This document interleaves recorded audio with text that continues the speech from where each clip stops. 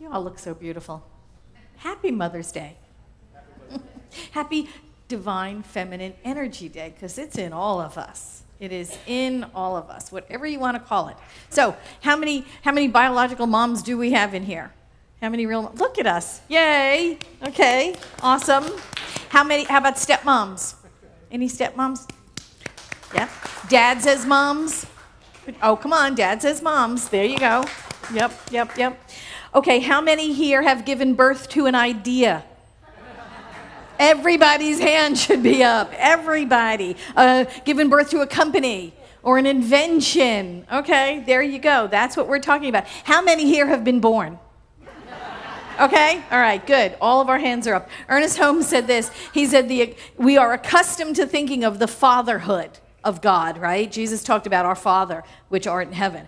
And very often we begin our prayers with that, right? Our Father. But must there not be equal with the fatherhood of infinite spirit also the motherhood? For the creative process of life, there is a blending of the two. There must be the spirit that speaks the word of creation, and there must be the cosmic matrix which molds the divine idea into form and experience. And so that's really what we're talking about today, the feminine energy. And that feminine energy is found in all of us. Men, women, children, it's in all. We all have feminine and masculine energy in amounts. And that is the mystical marriage that the mystics spoke of, isn't it? That divine mystical marriage of the feminine and the masculine within all of us. I read Dr. Barbara Cox. She's a member here at Vision, and I don't think, did she hear? Did she make it? There you are. Okay. You made it. Yay. So I read her book. It's just wonderful. It's called The Muse Process, Unleashing the Power of the Feminine for Success and Fulfillment. You have some with you? You going to do a book signing after? Yes. Okay, good. Yeah. You can clap for that. That's wonderful. It's a great book. Anyway, in that book, Dr. Cox said, when we realize the value of both energies and draw from the best of each, it reinstates the natural balance between the masculine and the feminine traits, and it empowers us all to be our best. And that's what we're talking about here. We're talking about that divine feminine energy that is alive in all of us. The cosmic blending, like Ernest Holmes said, of the two energies unique in all of us. Yeah, and maybe it's not exactly 50-50, maybe it's a little higher, a little lower, but we all have all of it, you know? And so today's talk is about that, more than biological Mother's Day. Today's talk is about that divine energy. And Robert Heinlein, who's our science fiction fantasy people, yay, raise your hands. Okay, he said, being a mother is an attitude. It is not a biological relation. It is an attitude, and I love that. Do you remember the TV moms growing up? Anybody remember TV moms? I remember watching TV moms growing up, and I'm thinking, didn't really look much like my mom, but remember Margaret Anderson in Father Knows Best? I'm going back now. This is like a really old talk. And this is the 50s, right? Margaret Anderson in Father Knows Best. And Margaret Williams. Margaret must have been a very popular name for moms in those days. Margaret Williams was the mom in Make Room for Daddy. Does anybody remember the Danny Thomas show, Make Room for Daddy? They killed her off after only 3 seasons. So she wasn't around long. He was a widower. But she was there. And then there was the Donna Reed show. How could you not remember Donna Reed show? And Harriet, right? And the Adventures of Ozzie and Harriet. I think that was our first reality TV, wasn't it? Because really, when you think about it, because they were a real family in real life and on TV. Anybody remember Ricky Nelson? Have a crush on him? Yes, everybody? Woohoo, okay. Anyway, Lucy Ricardo, June Cleaver in Leave It to Beaver, right? These were the perfect moms. These were the women that vacuumed with pearls and in heels. My mother never vacuumed with pearls and heels. It just didn't happen. You know, and then there were the 60s. The 60s came along, and we had the freaky, offbeat individual moms, right? We had Samantha Stevens of Bewitched. She was a witch, a real witch. Morticia Adams, right? A little odd, a little offbeat, but still that mother energy. Lily Munster, right? Of the Munsters. Oh, God. And then, of course, again, we had the standard bearer of the perfect mom. We had, what's her face? Carol Brady. right, of the Brady Bunch. Again, the heels and the pearls and the vacuuming and all that stuff. 68 to 71 brought Julia into our lives. Does anybody remember Julia? Oh my gosh. First African-American woman to head a TV show. It was a half-hour sitcom. She was a widowed nurse raising an only son. And it was groundbreaking at that time. And also the fact that she was all by herself. She had her boss and she had everything, but she was raising her son on her own. Then the 70s came along and brought those barrier-breaking moms to the forefront. You had Shirley Partridge, right, who was singing and dancing, whatever. Maude, anybody remember Maude? Maude Fenderly. Okay, we had our feminist moms. Yay, go Maude. Florida Evans of Good Time, right? And again, there was always that standard bearer for the traditional pearls and heels mom. There was Marion Cunningham from Happy Days. It's always there. At 75 to 84, we had One Day at a Time. Again, we have a single mom raising children, only this time she was divorced instead of widowed. And then the 80s brought back the perfect moms.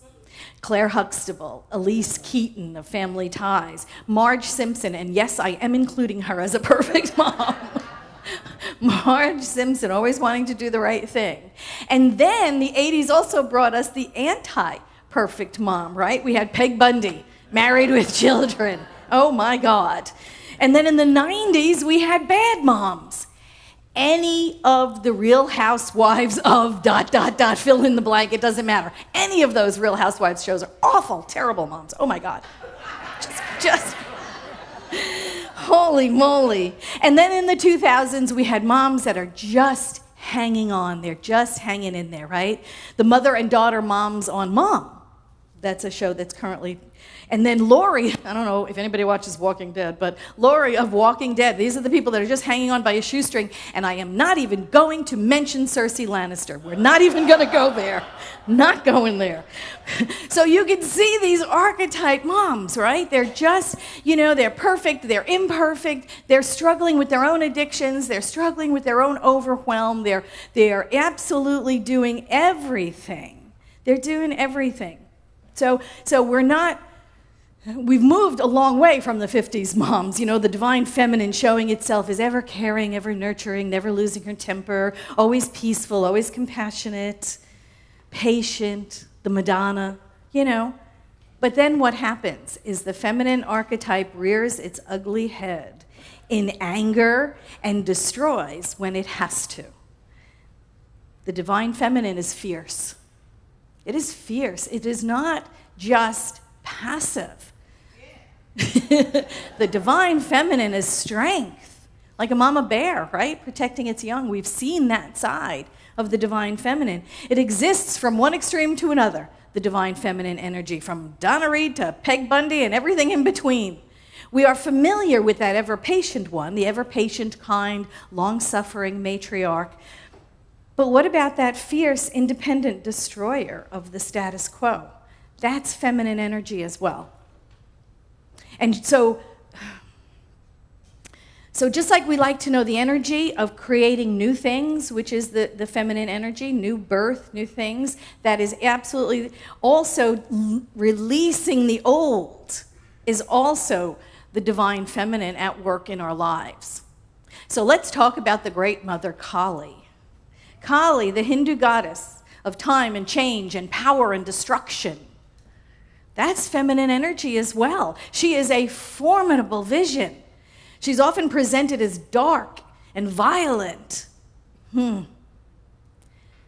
Sometimes blue-skinned, sometimes brown-skinned. She has 4 arms. She's holding a sword in one of those 4 arms. She's holding the severed head of a demon in the other. That's pretty, strong, powerful stuff. She has a necklace of severed heads. And her waistband is a waistband of severed arms. She stands, it's pretty interesting stuff. She stands with one foot on the chest of her husband, Shiva, who is said to be keeping her in check by prostrating himself before her. That's a real interesting view of the Divine Mother, isn't it? Okay, she is the bringer of death.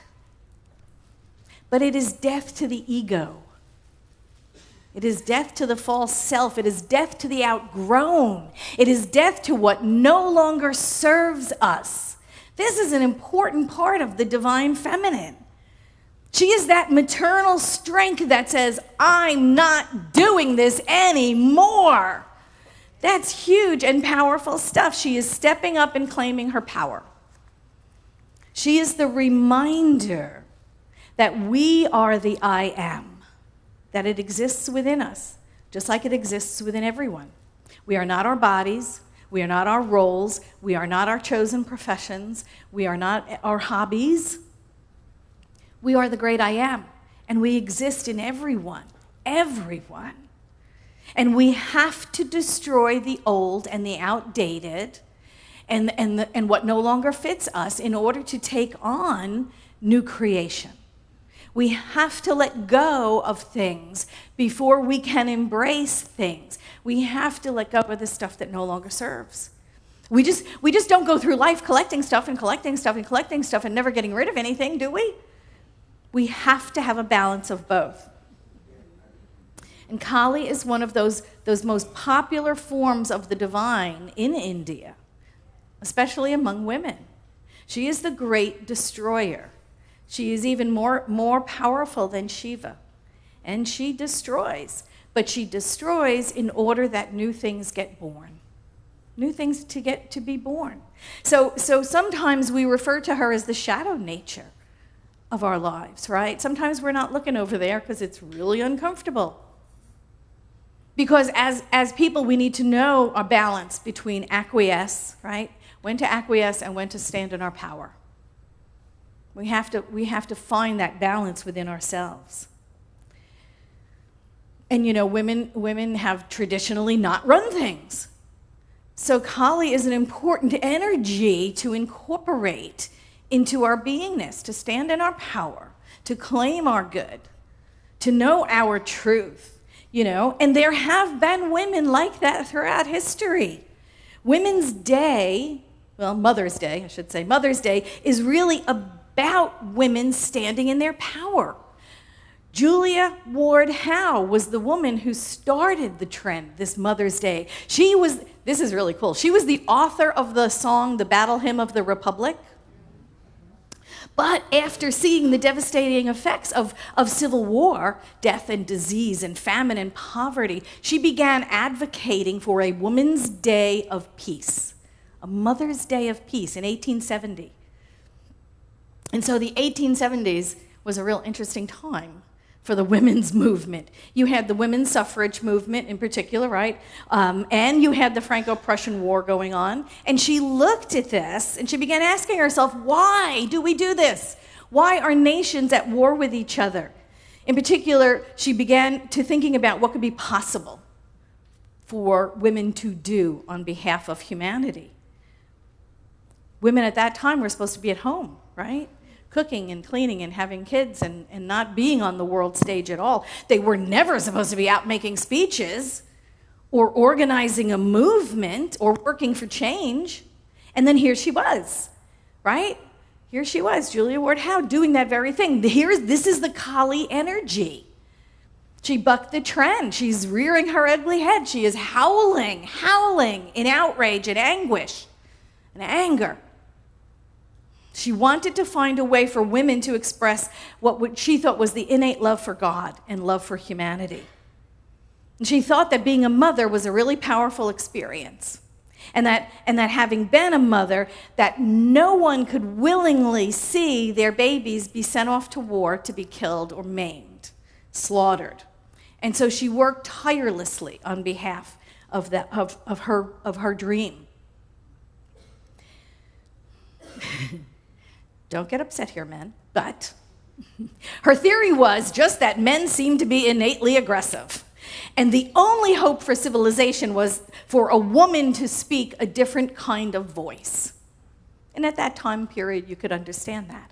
So she held peace conferences in the United States and in Britain. And in 1872, she began proclaiming every June 2nd would be Mother's Day for Peace. And so it was originally a day of activism. Mother's Day for Peace was a day for women to come together and call men and the world to see the necessity of living in peace rather than the ravages and aggressions of war. So Mother's Day was not a day when Dad cooked and Mom went to church and ladies got applause and then we all went home. It was a day of activism. It was formally, I have the quote, It was formally adopted early on, 1873. And at least 18 cities in the United States, plus Rome and Constantinople, acknowledged it. But she never was successful at getting it recognized by the entire United States. So it was celebrated on and off throughout the teens. But Mother's Day, as we know it today, was really created by Anna Jarvis, who knew about Howe's work. And she was a West Virginian, and in 1907, yes, I got that right, 07, she persuaded her church to celebrate mothers. See, this stuff always starts in a spiritual community, doesn't it? So that's the Mother's Day history. It was finally 1912, Congress enacted Mother's Day as an official sort of holiday. So I kind of liked the idea that it was activism in the beginning, because that is that Kali energy that we were talking about. You know, this was a woman that was passionate that our kids not be killed every time countries disagree. She was a courageous woman in history that probably very few people know about. And another one of those women who bucked the trend because they were using that Kali energy. It was not that soft and compassionate and yielding and Madonna kind of energy. It was the energy of change and creating something new. And we have women like that throughout history that have taken on those roles that women would have never been able to have, you know? I'm talking back in the 1700 BCE, there was a woman who was a woman scribe, which was unheard of back in those days. In 1518 BCE, there was a woman pharaoh. Did we know that? Woman was a pharaoh. Okay, cool. There have been women popes. Did you know that? Yes, there have been women popes. And women who were Sufi writers and poets. There was Hildegard of Bingen, right? Nun, songwriter, mystic, sage, Eleanor of Aquitaine, and of course Joan of Arc. Those are the ones we do know about. Onto the Renaissance, there was Mother Ursula. She was a witch. She was considered the female Nostradamus. I love that. He should have been considered the male Mother Ursula. Anyway. There was Chiyomi, a female ninja in the medieval period of Japan, and she opened up a school for other female ninjas. Gotta love it. Countess Ana de Sorio brought quinine from South America back to Spain to treat malaria. Lady Mary Wortley Montagu Day is celebrated on May 26th. Yay, which is my birthday. Anyway, she single-handedly saved thousands with her smallpox inoculation. She brought back to England from Turkey in 1719. And she is single-handedly responsible for the inoculation of our founding fathers. Which, it could have gone a whole different way then, couldn't it? Yeah. And that was 80 years before Dr. Edward Jenner discovered the vaccine. Yeah. Imagine? 80 years before. Anyway, Mary Young Pickersgill sewed the flag called Old Glory. Yeah. And I know you're going to say, but what about Betsy Ross, right? She just had better publicity. Pickersgill did it first. And, I can't even begin to say, Sybil Luddington rode twice as far and twice as fast as Paul Revere and never once complained about it. We cannot begin, to realize that feminine energy among us that has been doing all of this work. We cannot ignore the contributions of half of this planet's population. Yeah, are with me, women? Okay. Yeah. The divine feminine energy is within all of us. And we have to access it all. You know, the masculine energy of that doer, that accomplisher, that linear thinker also has to be tempered and also has to be balanced with the feminine energy of in relation to, that circular thinking, the thinking of in community, which is the divine feminine. It is. And that divine feminine energy is fierce, and it is in each and every one of us. It is the womb of creation, and it is so much more. It also slashes and burns anything in its path that holds it back from creating something new.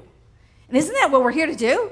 This is our legacy. This is our inheritance, to evolve. We're not here to keep the status quo. We're here to evolve, all of us. And that's the feminine energy. That is the Kali energy. We must take up the sword of destruction ourselves and slash away what no longer serves in order to allow room for that which wants to be birthed within us to come forward. We can plant anew, and then we can give birth to that new life, new thought, new idea, new company. But first, we have to use and utilize the Kali energy to burn away that which is holding us back. All those sentences that you start out saying, oh, I really want to, but, and then everything after the but, that's the part you have to slash away. Everything after the but is BS. Belief system, caught you. Belief system. That's what has to be burned away. That's what has to be slashed and burned. That's the Kali energy. Everything that holds us back from that greater idea of who we can be in spirit. And that's the gift of that feminine energy. It enables us to do that, to let go of what no longer serves so we can stand in our power, all of us, and peace and joy and love, authentically in all of those qualities of God. Because when we slash away what no longer serves us, when we drop the rock, when we let go of those things we have outgrown, it's only then can we manifest new in our lives. Ernest Holmes said this. He said, let us then prepare to give birth to a future bright with hope, constant and fulfillment. And in this preparation of the mind, let us take thoughts similar to the following and meditate on it daily. I live and move and have my being in the eternal presence of the Mother, Father, God. I know Divine Parent nurtures my every prayer into fulfillment. I neither fear nor doubt that the creative principle of life shall respond to everything I sincerely believe in my heart. That's the energy in which we dwell. That is the energy in which we live, move, and have our being. All of us. Not just some of us, but all of us. Happy Divine Feminine Day. Thank you.